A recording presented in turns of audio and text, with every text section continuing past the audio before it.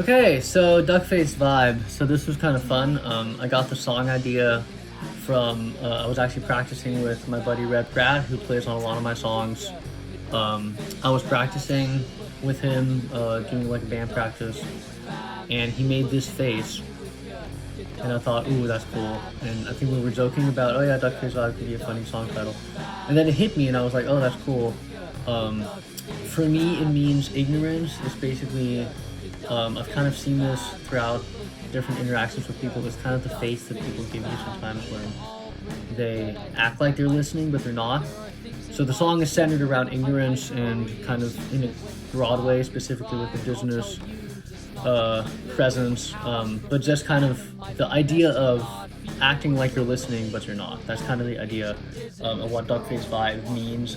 Foot kicker is the subtitle. Foot kicker is that feeling you get when you want to kick somebody because they're not listening to you. That's basically what that is. And it's like you want to kick their foot, and get them out of there. So it's very snarky in kind of a funny way, hopefully. It's supposed to be kind of rooted a little bit in the emotions that come from ignorance and not being listened to, feeling invisible. And it's kind of supposed to be that, but in hopefully a little bit of a satirical but kind of cheeky way. So I'm trying not to be like super aggressive, but it's a little bit like nice, it's just like nice but kind of funny. And I like to do that, I like to kind of spread specific feelings through kind of funny lyrics and stuff. I think a lot about Eminem, who does that with his music. There's also a German rapper, Sido, who does that a lot. So it's supposed to be, I guess, cheeky is the right word for it. Cheeky is really kind of, just like trying to kind of draw attention to a specific feeling in a funny way. So the lyrics are purposely kind of, there's some references in there too that are kind of supposed to be a little bit kind of sarcastic or whatever, ironic, whatever the word is. But yeah, that's kind of what the song is. So the feel, I'm in the stage now where I'm releasing a lot of rap rock, playing around with that idea. The idea of having rap and rock. My song Slow Cars came out a couple months ago as an example of that. And I always wanted a song that had like heavy metal in it, and I haven't quite gotten there yet. I've definitely touched on it with Slow Cars, Social Curves. Like there's been some songs that have been a little more punk instrumentally, but I've never really gone all the way. So this song was my first time trying, okay, what does it sound like if I take Lamb of God, that sound of the metal band, Lamb of God, and put it underneath my rap style, which is very kind of spoken word-esque, the way that I rap oftentimes, and it's kind of outside of the metal style. So I like the idea of playing with what would it sound like if my rapping was underneath a metal feel. So the reference song for this is actually very specific. It's Omerta by Lamb of God, which, if you guys haven't heard it, it's a very popular metal song, but it has that very kind of driving feeling that I think a lot of those songs have, a lot of that genre too. So that's what I wanted to do with this, is kind of give it that really driving, kind of rocky, heavy metal feel, but mixed in with my rapping. And just that contrast is really cool to kind of bring those two things together. So to do that, I brought in the two metal musicians that I'm in touch with at the moment, Shane Cottingham, who are both friends of mine. They have a local band, a couple local bands that I played with. I played with one of their bands before, and they're just really good at it. So in terms of who you guys hear, you guys will hear both of them on the track. They are the instruments besides myself, and they're both really good metal musicians. And Shane specifically is an amazing metal guitarist, so he did that solo and he just went for it, and I didn't even ask him to do that solo, but he just kind of did it, and it gave it that kind of driving, aggressive feeling that I've always wanted. So that's what makes the song in terms of the instrumentals and everything, and that's really exciting. So yeah, a little more on the feel. It's really fun too because my drumming in it is very heavy metal, and I don't always play that way, but I'm just like totally like going for it with it. And so the whole vibe is very hard, very heavy. and that was also supposed to contribute to the emotion, because the emotion of it feels very like it just has a wink, like the entire thing just has this wink, so that's kind of what was supposed to happen with it. But said he lives on a cruise ship, so he knows he gets the deal. I said fuck off, I was there for fun. So yeah, in terms of samples, it's really fun too, because I've used samples before, but I've never used samples with rock before, so that was a fun little thing. But I like using samples and kind of using cultural references, seeing how cultural references can kind of help enhance like certain parts of a song and how that works. That's a lot of fun. Yeah, the first sample that I want to talk about is there's a sample from the Momo movie, 1986, 1987, which was actually John Huston's last movie.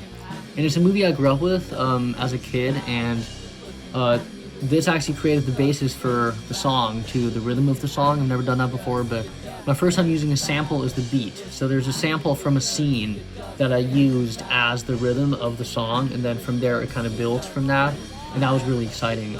It's a scene where the villains of the movie are in a room and they're walking, you can see their shadows walking behind the wall, and they're walking around searching the room, searching the area, and you just hear their breath and the rhythm of their breath.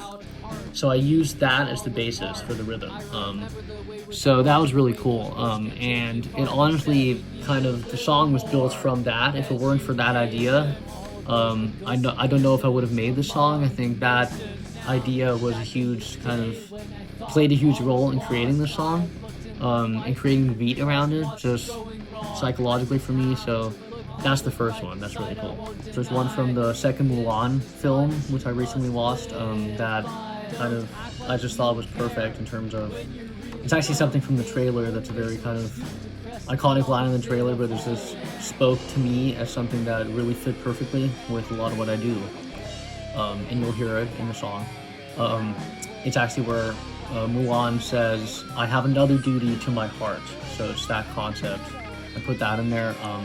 And then I have one from the movie Unhinged, which is still my favorite movie when it comes to thrillers, horror movies, that whole world. Unhinged is my favorite movie. And there's a great line that speaks to kind of the overall sentiment of the film, but also the sentiment of anger and what anger does and the results of it. And just that feeling. And it's at the end, and it actually ends the song.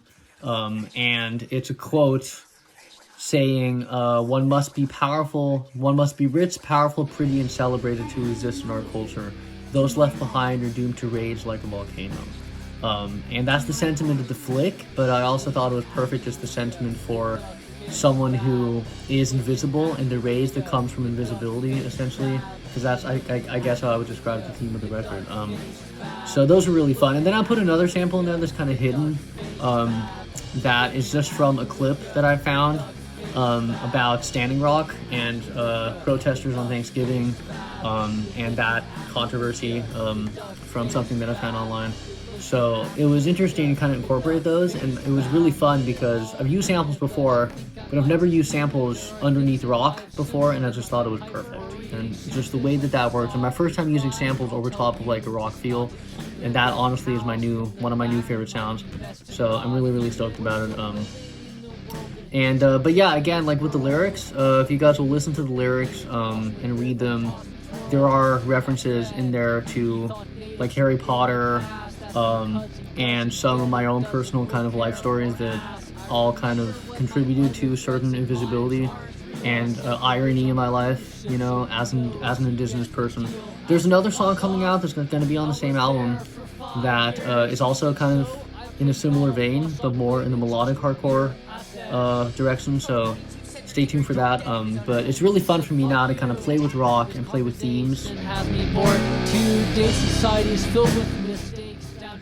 Okay, so then lastly, the players. So Chase Cottingham and Shane Cottingham are the players. They are two friends of mine. They're amazing metal musicians. Chase is the bassist and Shane is the guitarist.